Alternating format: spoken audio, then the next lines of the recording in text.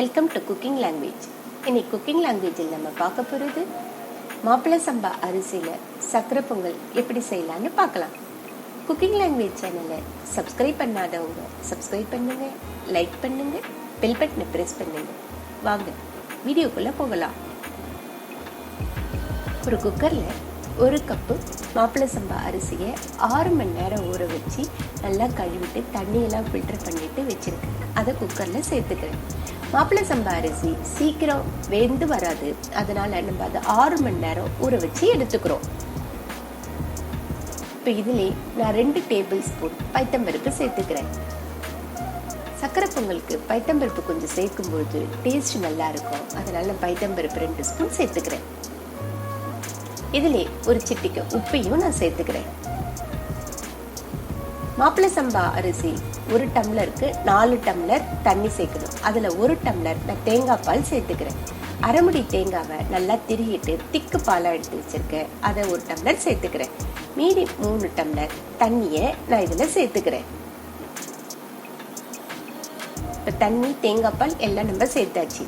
இப்போ இதையெல்லாம் நல்லா கலந்து விட்டுடலாம்.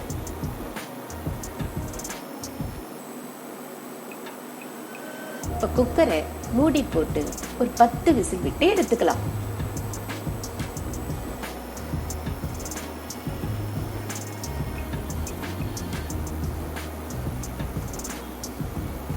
இப்போ குக்கர் 10 விசில் வரட்டும். ஏன்னா மாப்பிள்ளை சம்பா அரிசி சீக்கிரம் வெந்து வராதுன்றதுனால நம்ம 10 விசில் விட்டு நம்ம எடுத்துக்கிறோம். இப்போ விசில் வந்துடுச்சு, நம்ம கேஸை நிறுத்திட்டு இது கொஞ்ச நேரம் விசில் அடங்கட்டும் நம்ம விட்டுடலாம். இப்போ நம்ம குக்கரை திறந்து பார்க்கும்பொழுது அரிசி நல்லா வெந்து வந்திருக்குது.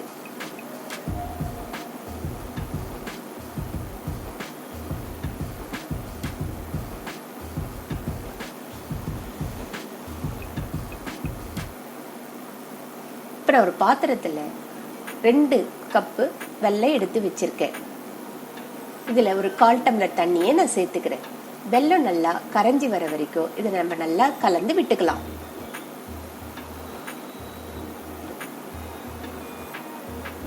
வெள்ளை எல்லாம் நல்லா கரைஞ்சி வந்துடுச்சு. இப்போ வெள்ளத்தில் நம்மளுக்கு டஸ்ட் இருக்குன்றதுனால இதை ஃபில்டர் பண்ணி எடுத்துக்கலாம்.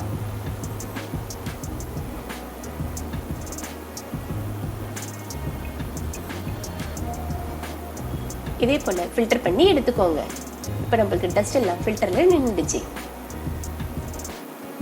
இப்போ இது எல்லாத்தையும் நம்ம நல்லா கலந்து விட்டுக்கலாம். கேஸை சிம்மில் வச்சு இது நல்லா கலந்து விட்டுக்கோங்க.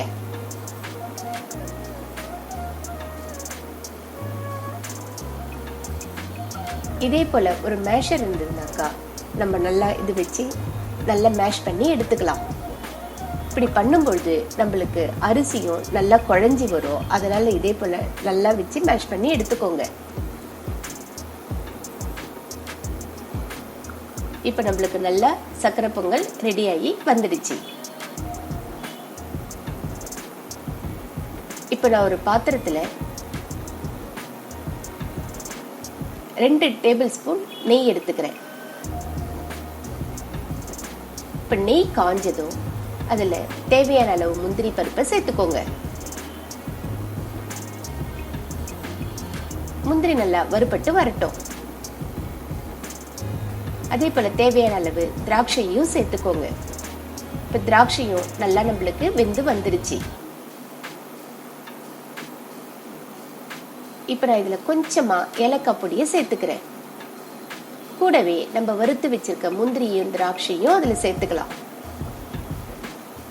இப்போ இது எல்லாத்தையும் நம்ம நல்லா கலந்து விட்டுக்கலாம். இந்த அளவுக்கு கொஞ்சம் தண்ணியா இருக்கணும், அப்பதான் நம்மளுக்கு நேரமாக ஆக நல்ல ஒரு பொங்கல் பதத்துக்கு இது வரும். இப்ப நான் எடுத்திருக்க ஸ்டேஜ் கரெக்டான ஸ்டேஜ். இப்ப நம்மளுடைய சக்கரை பொங்கல் சூப்பரா ரெடி ஆயிடுச்சு. நீங்களும் ட்ரை பண்ணி பாருங்க. இந்த வீடியோ உங்களுக்கு பிடிச்சிருந்ததுனாக்கா லைக் பண்ணுங்க, ஷேர் பண்ணுங்க, சப்ஸ்கிரைப் பண்ணுங்க. உங்களுடைய கமெண்ட்ஸை கமெண்ட் செக்ஷன்ல சொல்லுங்க.